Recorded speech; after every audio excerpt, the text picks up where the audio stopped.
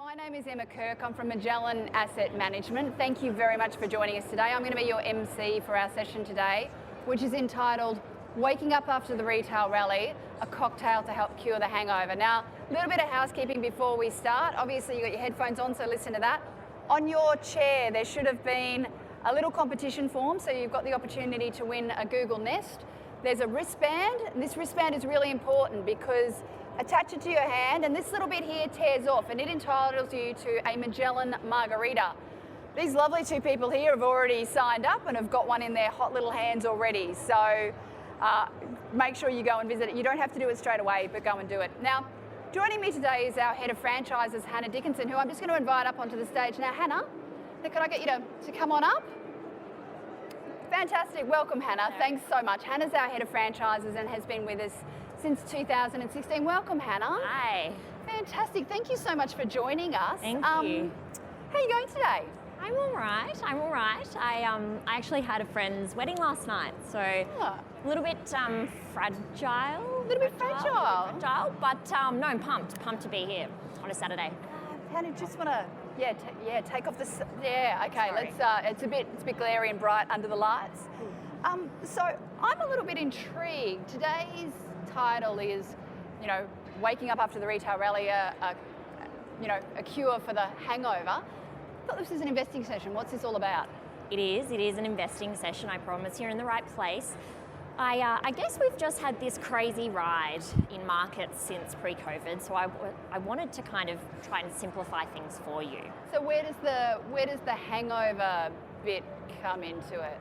So Em, have you ever had one of those massive nights where things start off really well? Like, you've been looking forward to it for weeks. Maybe it's a birthday party, maybe it's a friend's wedding. Things start off really well, all your friends are there, you've got a new dress, you're looking great, you're having a big night, you're drinking the top shelf stuff, and then suddenly you wake up, you're in your bed, your clothes are still on, your head's a bit foggy, you've got a throbbing headache, your makeup's smudged, maybe you've got a half-eaten packet of chicken nuggets beside your bed, and I've definitely been there. Has anybody else been there? Yeah, come on, I know you all have. I'm certain you all have definitely had that. So I find that's really interesting because you wake up and you've got this massive amount of anxiety and you've got your saying, hang on a minute, was that you this morning? No. It's just an analogy for what's happening in markets. Okay, so I get it. So what you're trying to say to us is that we've been partying like it's 1999. We've had this 14 years of unprecedented stimulus being pumped into markets. Asset prices are skyrocketing. Retail investors have been jumping into the market at unprecedented rates with the likes of Robinhood and things like that. Yep. And all of a sudden the party's over.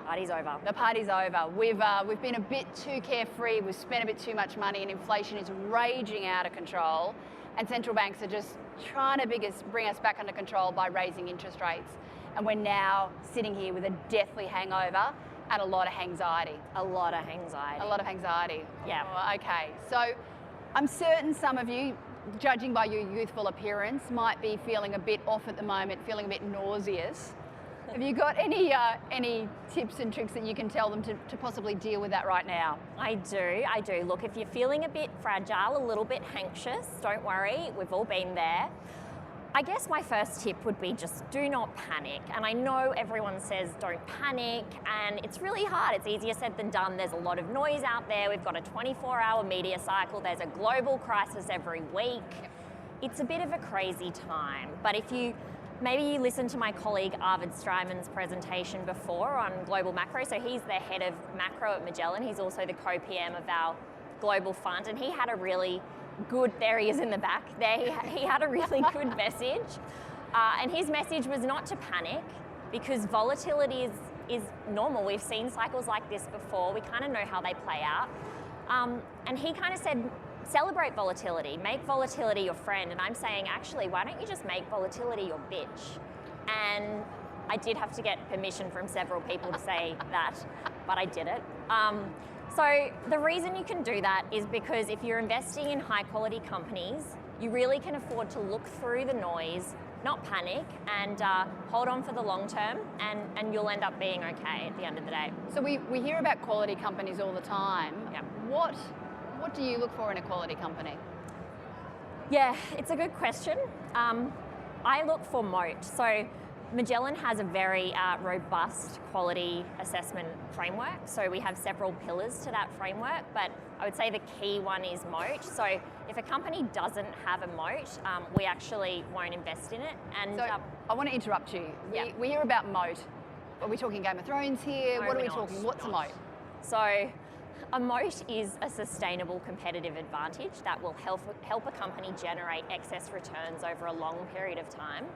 So it helps a company maintain its market share and avoid kind of a destructive competitive cycle. So I like to take it back to kind of a real world example. So try to imagine you're the owner of a restaurant. Maybe it's a burger restaurant. Maybe you've had to invest $100,000 in capital up front to get that restaurant started, to get the fit out right, to get your kitchen utensils and whatever. Your goal as a restaurant owner is to maximize the return you're going to generate for every dollar of capital you've invested in it.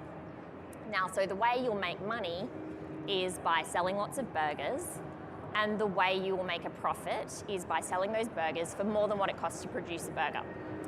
The problem is, if you're getting lots of foot traffic and lots of customers buying your burgers, you're highly likely to attract competition. And that can create a bit of a destructive competitive cycle. So if there's lots of competition in a market and you don't have a competitive advantage that kind of hooks the consumer into your product, you're going to have to start competing on the basis of price. And that's the situation that we're trying to avoid when we find companies with a competitive advantage. Now, Hannah, you've been in the industry for nearly a decade and you focus on the consumer sector, which I have to say is one of my favourite sectors because I am an absolute massive consumer. I like to buy stuff. Can you tell me, how do you assess the moat of a consumer stock?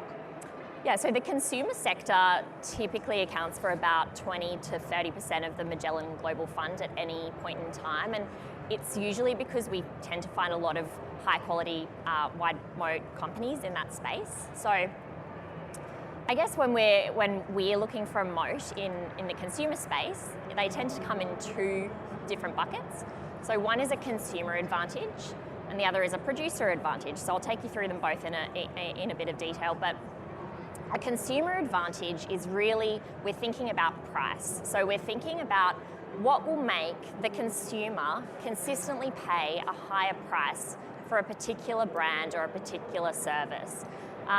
So if the consumer's paying a higher price consistently, it's because there's some level of differentiation in this product or this service that kind of creates a stickiness, makes the consumer loyal to that brand or that service, and it stops them from having to compete on the basis of price, like I talked about earlier.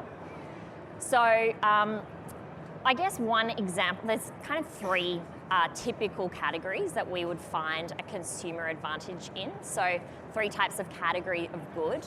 So experiential categories, habitual categories, and functional categories.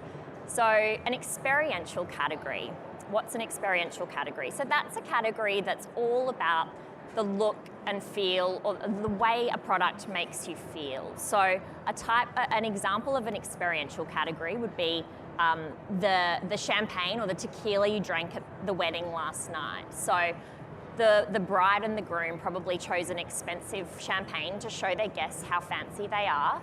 And as a guest, you enjoyed that champagne, and hopefully you didn't get a bad hangover because it was nice champagne.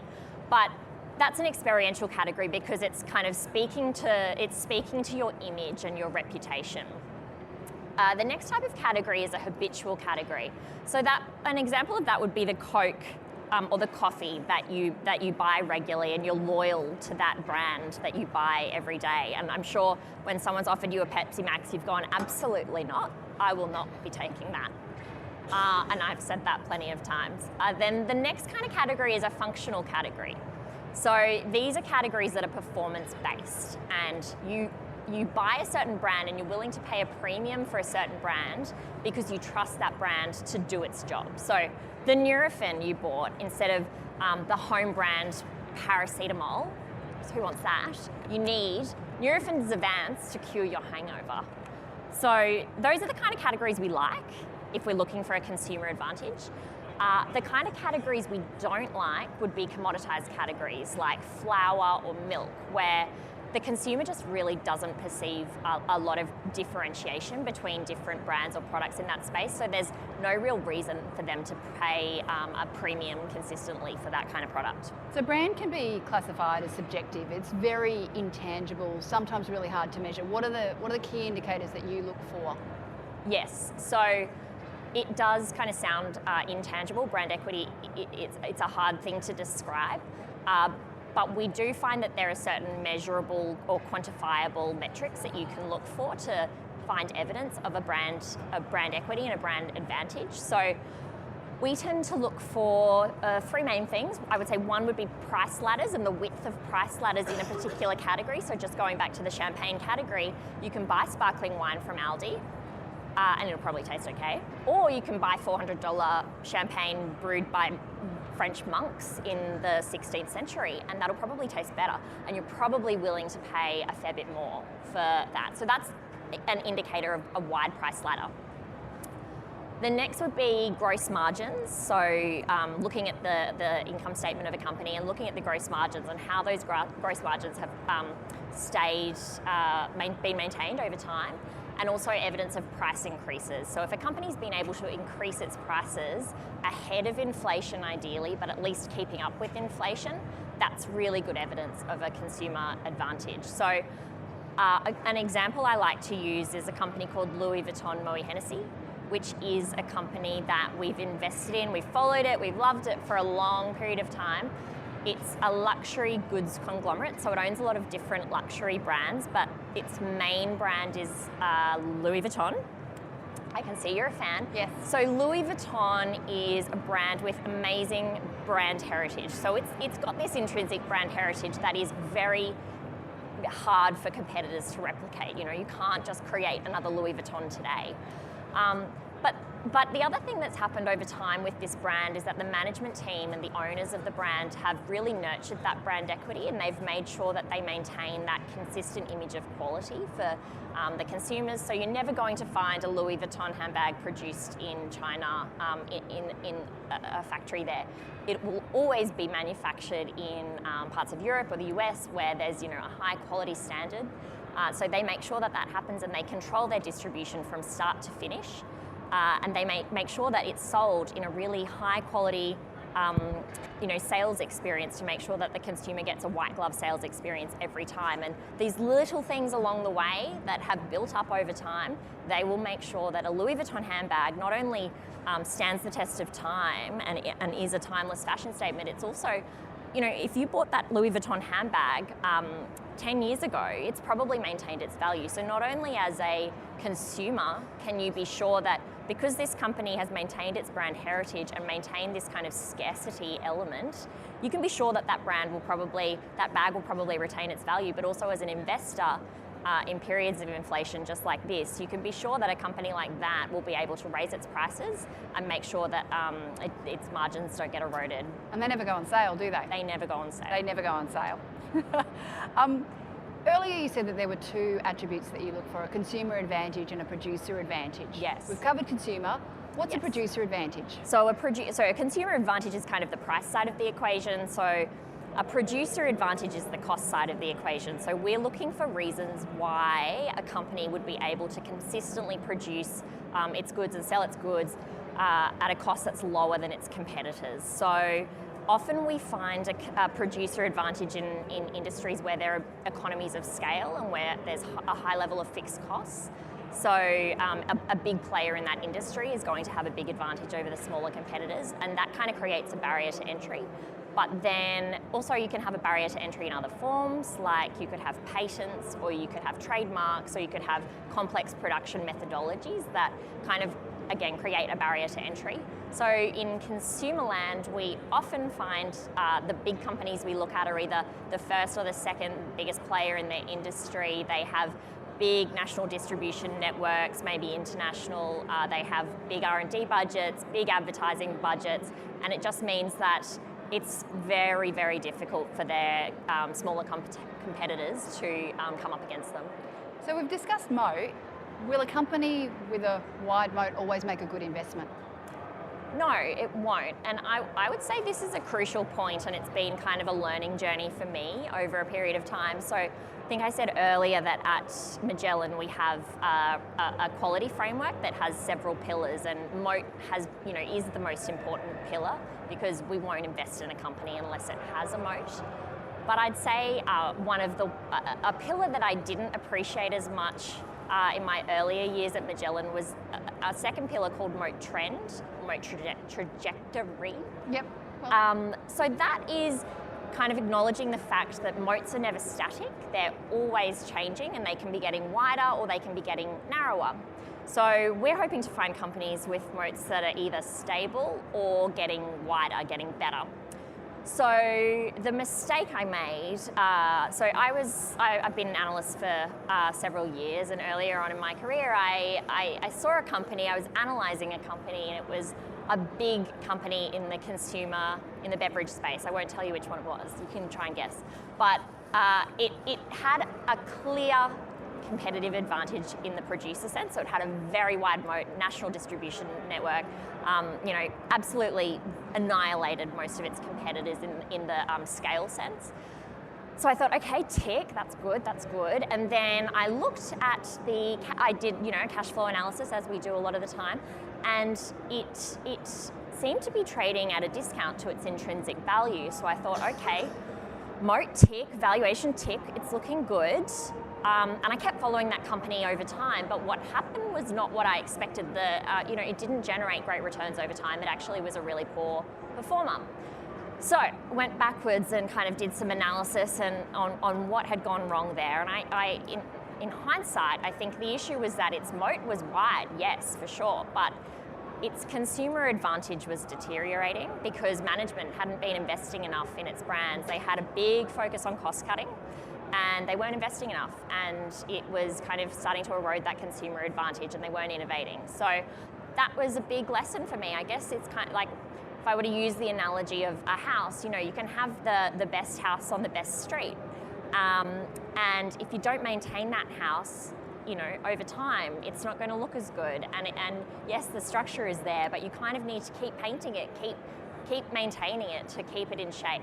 And the other thing is, if you have a house and you've got a garden, you can keep mowing your lawn and your garden will it'll look good and it'll look okay over time. But if you start planting little plants and kind of, nurture it, 10 years later, your house is going to be even better. Yeah. So that's kind of what we want over a long period of time. Yeah, sow the seeds early and watch it grow. So you've talked about moat and moat trend. What's a company that fits both of those in your framework? So the company I would point to is a company called Diageo. It is the largest spirits company in the world. It also has a couple of beer brands, but it is, I would say it's a company with a wide moat, for sure. It has a very strong producer advantage, but I would say it also has an improving consumer advantage. And I would say that because, I have been tracking this company for several years, and looking at it, you can kind of see that while all of its peers several years ago they had these big strategies to cut costs, they had these massive productivity programs, and they were guiding the market to margin expansion. Diageo was kind of, it had a productivity program, but it was focusing more on investing into these technology tools that would help it generate a better return on its marketing investment, that would help it more precisely target customers. And so that gave it the confidence to increase its marketing spend over time, at a point when most of its competitors were either maintaining theirs or even reducing theirs. So the other thing it's done is it's had this, I guess going back to that garden analogy, it's been kind of pruning its the worst part of its gardens and making some parts of the garden better. So it has a portfolio of brands. Some of those brands it's been selling off, the weaker ones in categories that aren't as attractive, and then it's been buying brands in categories that are more attractive, little subsegments of the beverage space, of the spirit space that are better. So one example is the Casamigos brand, which they acquired from George Clooney. This one here. Yes. They acquired from George Clooney in 2017 for $1 billion, which is a lot of money. And not that George Clooney needed it, but so they acquired it from him, and it's a tequila brand, a super premium tequila brand, and they've pumped it through their national distribution network in the US, and it's been an amazing performer for them, and now they've taken it internationally, and it's now in Australia. And you can have a Casamigos Magellan margarita outside if you would like one after this. I can see a couple of eager beavers have already got one, so good for you. Yeah. Fantastic. Hannah, we're nearly out of time. I can see a number of faces here that may not have experienced the downturn that we're about to go through. A couple of last words of advice to help them get through this. Yeah, look, my advice is really the same as before. Don't panic. Relish volatility, get excited by it, learn from your mistakes. It's good to make the mistakes while you're young. You know, when I look around at the consumer space at the moment, we're covering a lot of companies, and I would say overall, given the amount of volatility there is in markets and the amount of uncertainty, the consumer space as a whole doesn't necessarily look that cheap.